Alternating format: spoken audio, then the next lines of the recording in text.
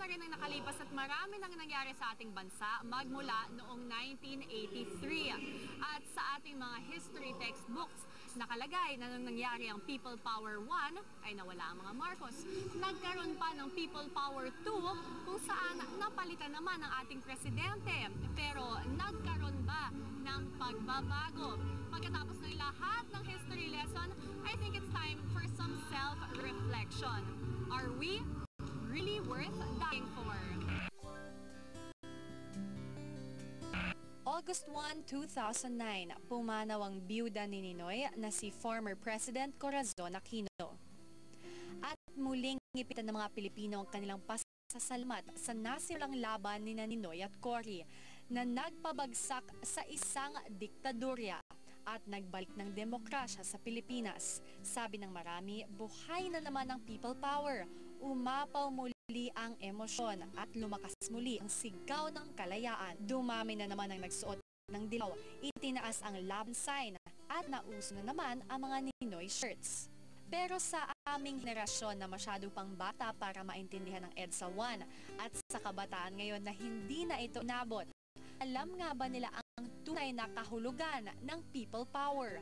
Wala na ba sa mga kabataan bayanihan ni Ninoy? Kilala pa nga ba nila si Ninoy? Para masagot ang mga katanungang yan, hiningi namin ang opinyon ng mga taong bahagi, hindi lang ng buhay ni Ninoy at ni President Cory, kundi ng mga ipinaglalaban nila. Si Rapa Lopa ay pamangkin ni President Cory Aquino at siya yon ang Executive Director ng Benigno Aquino Jr. Foundation. Parte rin siya ng I Am Ninoy Movement. Alam mo, syempre, since kamag-anak kami,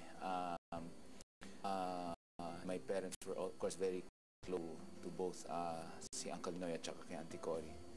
We would get stories definitely from our parents, no, about what he stood for, what he was fighting for. And nga during the time, syempre alam namin yung pinagdaanan niya in 7 years and 7 months imprisonment and incarceration, that it became the turning point in his life, no? In fact, he would say nga, sabi niya, siguro ako nakulong na ibang klaseng tao. hindi ako yung magiging na tinitingala ng mga tao, no? Mike Chua is a professor of history at De La Salle. Mike is still relatively young and he's part of the generation that missed the EDSA revolution. He makes it up by teaching lessons of EDSA to his students. For me, he is a hero in the Western concept of a hero. Extraordinary man, brilliant, matalino, politician, big man, no?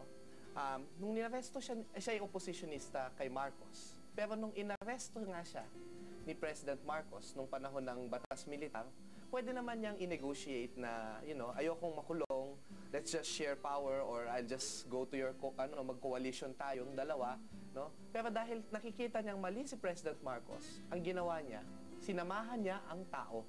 Sinamahan niya yung mamamayan para ma-share yung pagdurusa nung bayan. TV host David Celdran was once a student leader and he participated in the first EDSA revolution. Si Ninoy kasi is one of those political figures that the more you research about him or get to know more about him, you also see that he's many things to many people.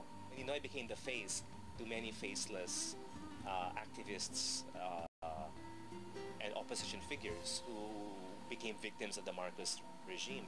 Not just those who were killed, but those who were arrested, those who were illegally detained, and those who were dispersed. Si Vic De Leon Lima ay isang veteranong broadcaster ng ABS-CBN. Pareho niyang inabutan ang dalawang people power. Hindi ko alam na ganun. Not many people. Oo. Grabe yung tao. Ngayon lang ako nakakita ng ganun ni Libeng. Parang sabi ko, ano to, nagbibiro? Sabi ko, eto na yung Ninoy pala. Ito pala yung Ninoy na kumikriticize. O parang hindi gumagalaw ang mundo noon dahil sa dami ng tao sa EDSA. Parang walang makilos, hindi ka makausad. I think it took 12 hours before they were able to reach Manila Memorial Park. Iba yung impact ng Ninoy. Eh, yun lang kasawa eh. Si Cory nung namatay, yun na-impact eh. Lalo na during the time when he was very strong in criticizing Marcos. What do you expect from people?